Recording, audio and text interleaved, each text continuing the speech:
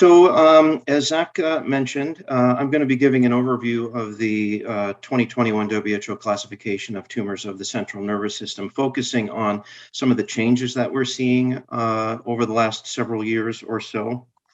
And this is what we're talking about. I actually don't yet have, because of supply chain issues, the hard copy in hand. It is on its way, but you can actually access the full classification online. So I do have it included as a link here if anyone wants to take a slightly deeper dive. It's listed there for you. So the very first publication of WHO classification of tumors of the central nervous system was back in 1979. And you can see that about every 7 to 10 years or so, there has been an update to that classification system. And there are many of us who have felt that waiting 7 to 10 years to update our classification system is far too long. But fortunately, there was a group of experts, international experts in both neuropathology and neuro-oncology, who got together and formed a consortium.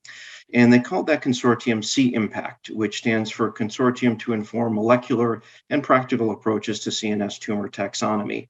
And the goal of this group was to publish regular updates, and they actually published 7 of them over the last 4 or 5 years or so, as a guide to neuropathologists to assist us in trying to incorporate changes that we were seeing and information that was coming out of the literature to present better neuropathology reports and information that was going to help our clinical colleagues who are managing patients with brain tumors to really leverage the molecular information in our reports for treatment purposes. So you probably have seen many of these changes already, because a lot of these were things that neuropathologists have started to incorporate in advance of the classification system. And I will tell you, though, that most of the experts sit on the WHO classification committee. So all of these changes have, in fact, been incorporated into the new classification. So I'm going to start with some general changes first, and then we'll get into some of the more detailed changes.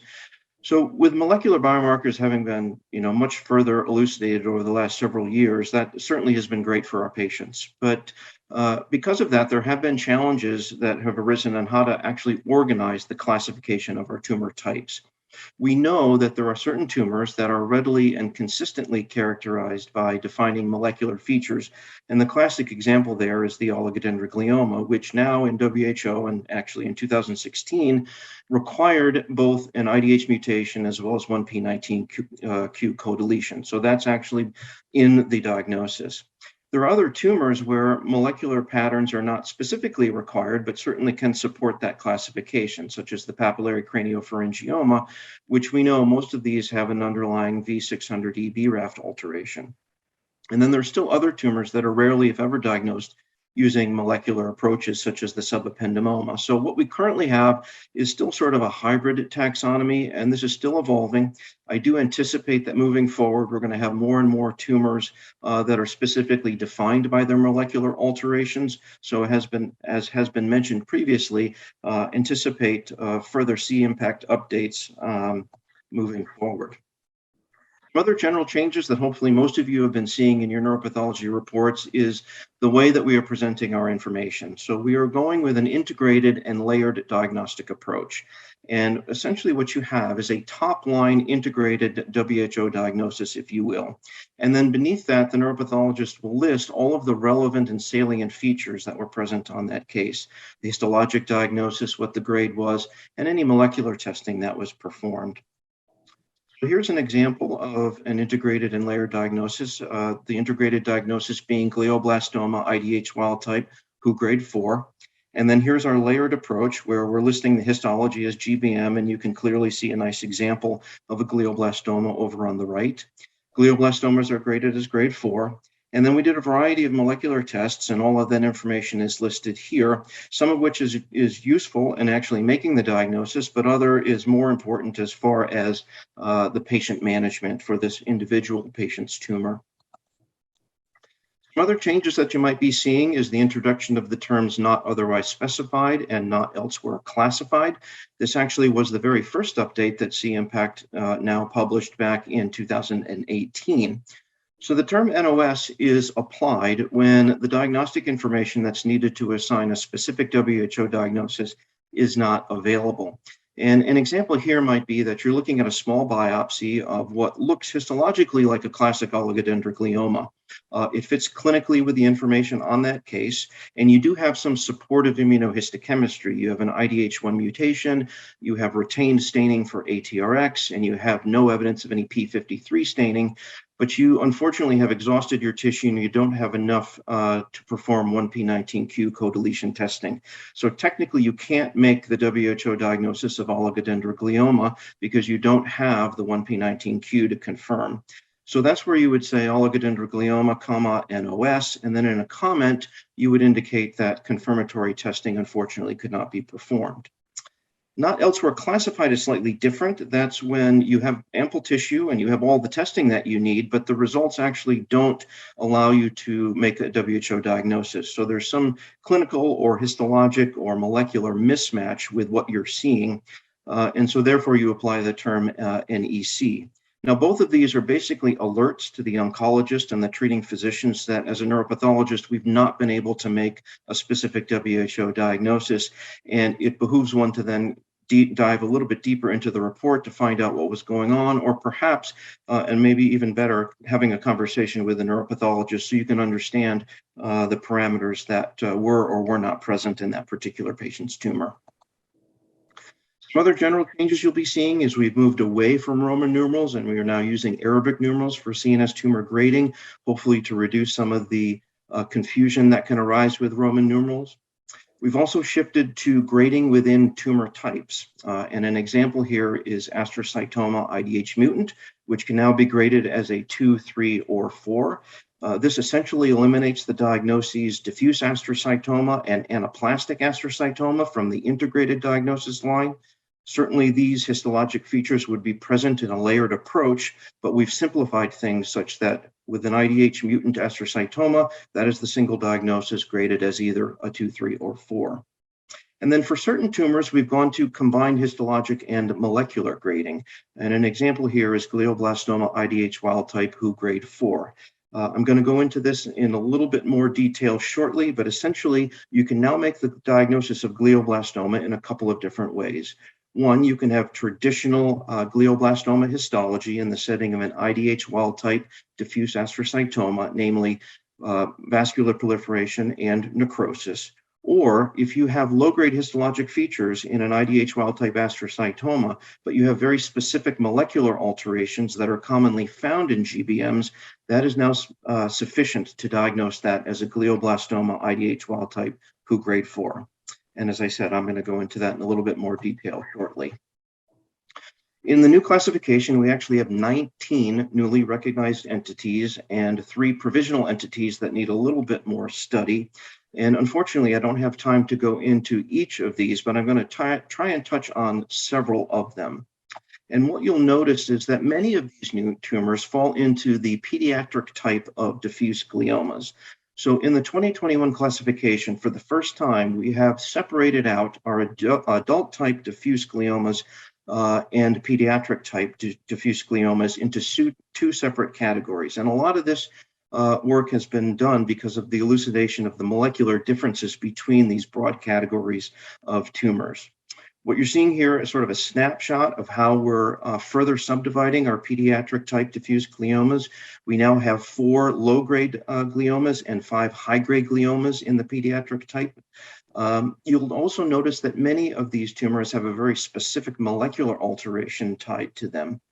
I am going to talk about one from each category. I think we do have enough time to do that. And I'm going to start with a low-grade pediatric glioma. This is a new entity, the polymorphous low-grade neuroepithelial tumor of the young, or the plenty tumor. And I'm glad they abbreviated it because polymorphous low-grade neuroepithelial tumor of the young is a mouthful. And then I'm also going to touch on a single new high-grade glioma known as the diffuse hemispheric glioma, histone 3G34 mutant. First, our plenty tumor. This is a tumor that tends to occur in children and young adults. There's a very strong association with seizures. These tend to be superficial temporal lobe neoplasms, and they can have both solid and cystic components. And hopefully you can appreciate in the image that I provided for you here that these look an awful lot like oligodendrogliomas. You can see they have fairly uniform round nuclei with some perinuclear halos. This is an infiltrative tumor, so we have some entrapped neuronal elements that are present. We even have some small microcysts and even some microcalcification here. So I can tell you that perhaps many of these tumors previously, before this entity was described, fell into the category of the pediatric oligodendroglioma. But we know these certainly aren't oligodendrogliomas. They do not have IDH mutations. They do not have 1p19q co-deletion. And what's unique about these tumors is that from a neuropathology perspective is that they do have C34 positivity. So that can give you a clue that you're actually dealing with one of these neoplasms. It's not specific, but in the setting of something that looks like an oligo that's IDH negative, CD34 positivity can help guide you on those cases. Almost all of these tumors have an underlying MAPK pathway activating genetic abnormality. There are a couple that you can see. You can see FGFR mutations, and you can also see BRAF mutations. And given that this is a low-grade tumor, these are graded as grade 1. They actually have a very good prognosis, and gross total resection, many of these tumors can be cured, and certainly seizures significantly improved. Okay, and an example of a new pediatric-type high-grade glioma is the diffuse hemispheric glioma histone 3G34 mutant. So this is somewhat analogous to the diffuse midline glioma that was presented first as an entity in the 2016 edition of the classification. This is also a histone 3 mutated tumor, although it's slightly different. It's at G34 versus K27M. And obviously, by definition, this tumor is occurring out in the cerebral hemispheres as opposed to midline structures. This tumor also occurs in children and young adults. Imaging features can be variable. Some of these tumors certainly do look like high-grade gliomas on imaging studies, but there are other tumors that can look like low-grade gliomas despite uniformly having high-grade histologic features. And you see an example here. We've got vascular proliferation, palisading type necrosis, and lots of mitotic activity. So a very GBM-like histology, and I would bet that many of these tumors previously were probably diagnosed as pediatric glioblastomas. But these are unique tumors. They do have a very specific histone 3 missense mutation. These tumors are IDH wild type, and they all have ATRX and P53 mutations. And from a neuropathology perspective, what's useful is that these tumors are OLIG2 negative. So OLIG2 is an immunohistochemical stain that's nonspecific. It stains cells with glial lineage, so it'll stain normal glial cells as well as neoplastic glial cells. And it is positive in the vast majority of our infiltrating diffuse gliomas. So the fact that it is negative in this diffuse hemispheric glioma H3G34 mutant is a helpful clue, especially with this immunohistochemical profile of IDH negative, ATRX loss of staining, P53 positive, usually significant positivity, and OLIG2 negative, that you're dealing with this particular tumor even prior to doing molecular testing for histone 3 mutation. And these are high-grade gliomas, so they are graded as a WHO grade 4. Okay, I'm going to shift now into our adult type diffuse gliomas. And if you were fortunate enough to hear Dr. Coleman's presentation earlier today, excellent talk, I'm going to reinforce some of the things that he presented related to the changes in this family of tumors. Generally, we have seen a simplification in the number of diagnoses that we have with our 2021 version of the classification. So in 2016, we actually had 15 different types of adult type glioma diagnoses, and now we just have 3, and you can see them listed here. Our IDH mutant and 1p19q co-deleted oligodendroglioma, our IDH mutant astrocytoma, and our IDH wild type glioblastoma. The only real change from our oligodendroglioma tumor in the new classification is that instead of having 2 separate diagnoses, one for low-grade oligodendroglioma and one for anaplastic oligodendroglioma, we've simplified this much like we've done with our IDH mutant astrocytoma, such that we have a single diagnosis now that can be graded as either grade 2 or 3. And then in the layered approach, we would then include what the histologic features were that gave you the grade 2 or grade 3 designation. But that's really essentially the changes we're seeing with oligo, so nothing terribly significant there. However, as Dr. Coleman presented earlier, we have made some significant adjustments in our approach to IDH wild-type glioblastomas. So I'll talk about those now. And many of these recommendations were published in the third update from CMPAC now back in 2018.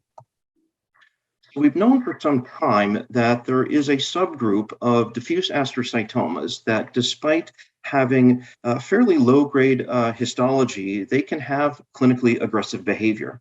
And a lot of this work is coming out of the Cancer Genome Atlas Research Network, a real nice article published by Dan Bratt and colleagues in the New England Journal from 2015, looked at this family of low-grade astrocytomas with clinically aggressive behavior and found that the vast majority of these were IDH wild-type tumors. So that was a very significant finding. At about the same time, others were also looking at this family of IDH wild-type low-grade astrocytomas, and this is work out of Switzerland. Weller and colleagues who identified that those tumors that had combined gain of chromosome 7 and loss of chromosome 10 had very similar clinical outcomes with IDH wild-type GBM. And other work, and this is out of Hong Kong and Shanghai, identified that this very same family of tumors, IDH wild-type low-grade astrocytomas, that had either a TERT promoter mutation or EGFR amplification, both had progression-free and overall survival rates similar to IDH wild-type glioblastoma. And so with all of that information in the new classification system, the diagnosis of glioblastoma, IDH wild-type, WHO grade 4 can now be made with one or more of the following features. So you can have traditional GBM histology, like we're seeing over here on the right with microvascular proliferation and necrosis. But even in the setting of low-grade histology, if you have one or more of the following mutations, a TERT promoter mutation, EGFR amplification, or 710 copy number chromosome alterations, that is now sufficient for a WHO grade 4 glioblastoma diagnosis. That's a major shift in the way that we're looking at these tumors, not diagnosed solely on histology, but also on the molecular alterations that are present in this family of tumors. We've also made some changes to our IDH-mutant astrocytoma category, and we'll talk about those now. Many of these recommendations were presented in the fifth update from CMPAC now. I touched briefly on the grading within tumor types, specifically astrocytoma IDH-mutant can now be graded as a 2, 3, or 4 tumor, which essentially eliminates the terms diffuse astrocytoma and anaplastic astrocytoma from the integrated diagnosis line. But perhaps more importantly, the term glioblastoma IDH-mutant no longer exists. And that's because we fully recognize the difference between these two high-grade tumors. Glioblastoma is now only used as a diagnosis in the setting of an IDH wild-type tumor. So if you have a tumor that histologically looks like a GBM, yet it has an underlying IDH mutation, the new diagnosis is astrocytoma IDH-mutant grade 4. And the other alteration that we now need to assess in these IDH-mutant tumors, and this also was presented by Dr. Coleman this morning, is the evaluating for homozygous deletion of CDKN2A. So we do know that there is a subset of these IDH-mutant astrocytomas that have poor clinical behavior, and almost all of these have an underlying homozygous deletion for CDKN2A. So you can get to a grade 4 diagnosis now with an IDH mutant astrocytoma in one of two ways. You can have high-grade histologic features, palisading type necrosis, vascular proliferation, lots of mitotic activity, things that I'm calling GBM-like histology. But of course, we're not calling these GBMs because these are IDH mutant tumors. Or in the setting of grade 3 or grade 2 histology, if you have homozygous deletion for CDKN2A or B, that is sufficient now to upgrade these tumors as grade 4 because we know that these are going to behave clinically much more aggressively. All right, shifting now to our ependymal tumors, we have made some updates in this family of tumors as well. Specifically, we have started to separate these tumors out based upon a combination of histologic, molecular features, and their anatomic site. So the first diagnosis you see there is the supratentorial ependymoma ZFTA fusion positive. This is essentially a name change, if you will. So this is referring to what we previously called the RELA fusion positive ependymoma, because we now know that although RELA is the gene fusion partner in many of these tumors, ZFTA can fuse with other gene partners. And in fact, ZFTA is actually the oncogenic driver in the vast majority of these tumors. So it's more appropriate to call these ZFTA fusion positive supratentorial ependymomas. We have a new ependymoma, the supratentorial ependymoma YAP1 fusion positive. This tumor, at least in some preliminary clinical studies, which tend to occur in very young children, have a more favorable prognosis than the ZFTA fusion positive tumor. So this has been identified as a distinct entity. We do need to do some additional clinical work on these cases because they're somewhat rare to ensure that these, in fact, do have a better prognosis than their ZFTA fusion positive counterparts. But for the moment, these have been separated based upon that molecular alteration. We've also separated our posterior fossa ependymomas into two main groups, Group A and Group B, and this work was largely accomplished through methylation profiling of these tumors. So in our Group A tumors, these are tumors that on methylation profiling have either a significant reduction or absence of methylation. These tend to occur in younger children, and they tend to have more aggressive clinical behavior. Our Group B tumors have maintained or intact methylation status, and these tumors tend to occur in older children or young adults, and they tend to have a more favorable prognosis. So again, we are now separating our posterior fossa tumors into these two main groups based upon their methylation profiles. And then a new entity in the spinal ependymoma group, one that has a MYC-N amplification. This has been singled out because although quite rare, this is a very aggressive tumor from a clinical perspective, and so important to identify MYC-N amplification. And neuropathologists can often be clued into this diagnosis because these frequently have high-grade histologic features. And then the other change in our ependymoma group is that the myxopapillary ependymoma is now being graded as a grade 2 tumor. Recall that these previously were graded as 1 tumors, but from a clinical behavior perspective, more akin to a grade 2 tumor. So that has been changed. In our meningioma tumors, we still have multiple histologic variants and subtypes. What we did not change is our choroid and clear cell types remain as grade 2 tumors. And I have examples of a choroid meningioma here and a clear cell meningioma here. So these are still grade 2 tumors based upon their biologic behavior. However, the rhabdoid and papillary types, and there's an example of a rhabdoid meningioma here, these are now to be graded based upon the histologic features of atypia and not morphology alone, whereas previously these were automatically graded as grade 3 tumors. But now we need to use our traditional histologic features of atypia so they can be graded as either a 1, 2, or 3. Been some changes in our solitary fibrous tumor group as well. The term hemangioparasitoma has officially been retired. You might recall that we had a sort of a hybrid taxonomy previously with this family of tumors, whereby low-grade tumors were called solitary fibrous tumors and high-grade tumors were called HPCs. We now have simplified that. We're calling everything solitary fibrous tumor, which does align with the soft tissue nomenclature, and then simply grading them as grades 1, 2, or 3 based upon the presence or absence of mitotic figures and necrosis. We do have a name change in our nerve sheath tumors as well. We have an entity now that we're calling the cauda equina neuroendocrine tumor, which is previously what we called the paraganglioma in this anatomic site. And through methylation profiling, as well as chromosome copy number profiles, we now recognize that neuroendocrine tumors in this specific anatomic site differ from paragangliomas in other locations. And so we have created a new name for this particular entity at this location. And then finally, in tumors of the Sellar turcica region, we have officially separated the adamantinomatous and papillary craniopharyngiomas into distinct tumor types. Previously, these were always variants of the same type. We've known for some time that from a clinical, radiologic, and histologic standpoint, these tumors are different. But now with our understanding of the molecular basis of these tumors, as well as methylation profiling, we are able to distinctly separate these into two individual tumor types. And then finally, in our pituitary adenomas, the CNS has essentially adopted the WHO classification of tumors of the endocrine organs that was published back in 2017. I think most neuropathologists have already used combined expression of pituitary hormones and transcription factors to diagnose these particular tumors. And there's also been the proposal to use the term PITNET or pituitary neuroendocrine tumor as a replacement for pituitary adenoma, which fits better with the way that we refer to these tumors in other anatomic locations.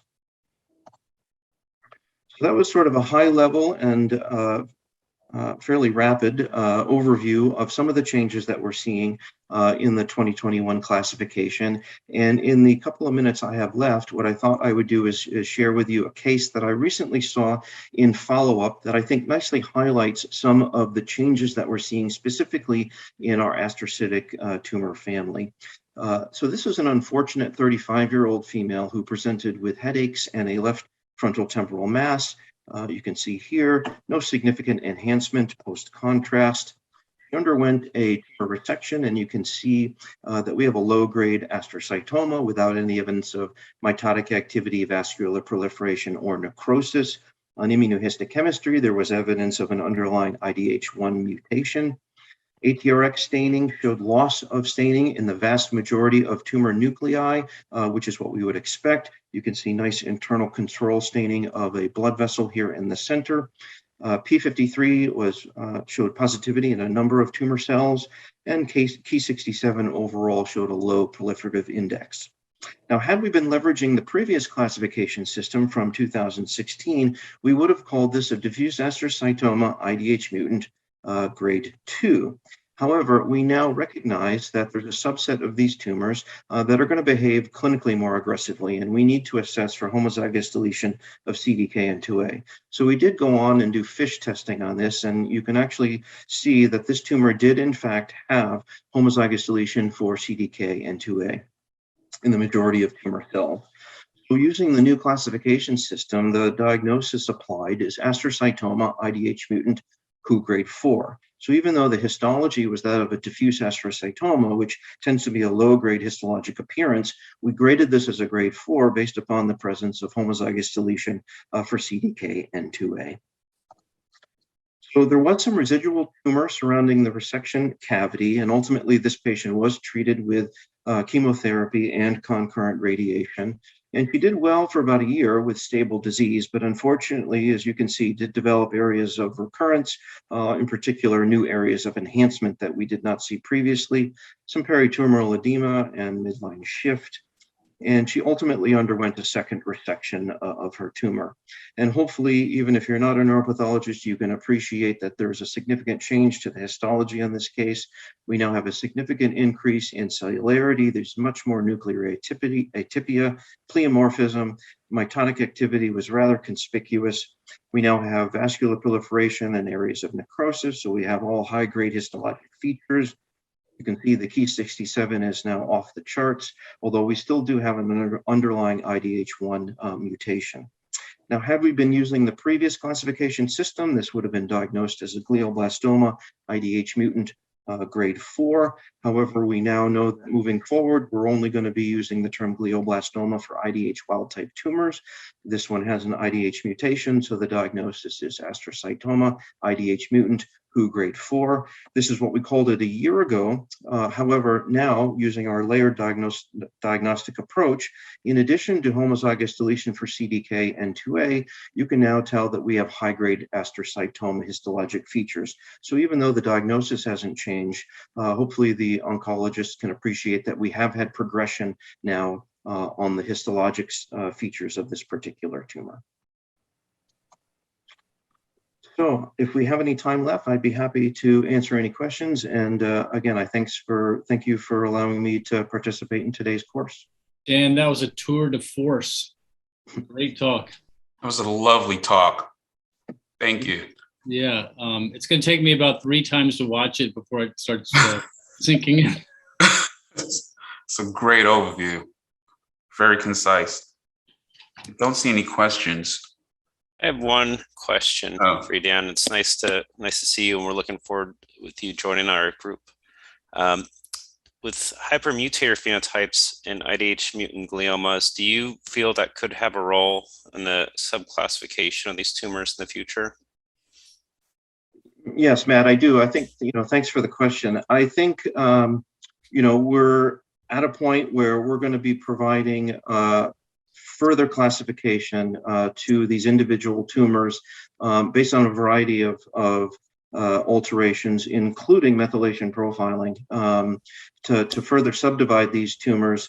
Unfortunately, that's a technique that not everybody has access to, even in the United States, but certainly globally. So we need to make that more accessible. So hopefully we can have that available moving forward, because there were several talks today talking about the specifics of these individual tumors, whether they have NF mutations as well as other mutations, and how those tumors actually behave somewhat differently. If we can further refine that so that we can triage these differently through our clinical trials, et cetera, I think that's really going to be important. So this is just sort of a snapshot, if you will, a moment in time of where we are, but things are going to be constantly evolving, and we're going to see these changes very soon. Thank you.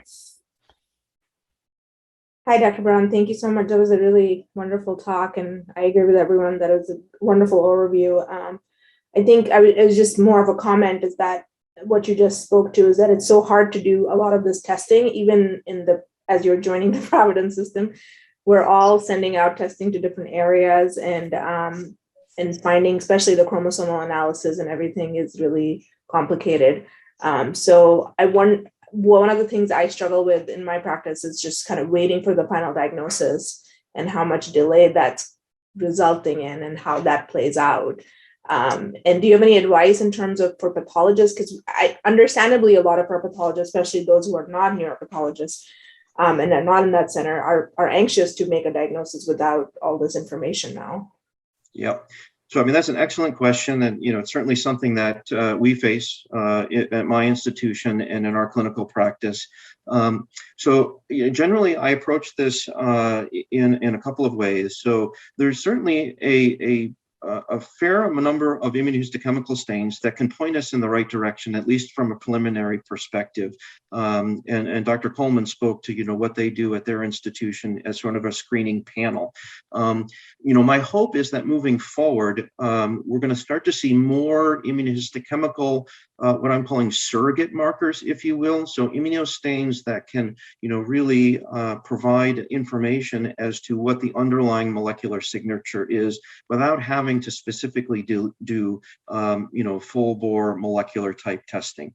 IDH1 is a classic example. While that doesn't pick up all of our IDH mutations, it picks up 85%. Positive stain sufficient, don't need to go on and do molecular testing. There are some surrogates for methylation profiling as well.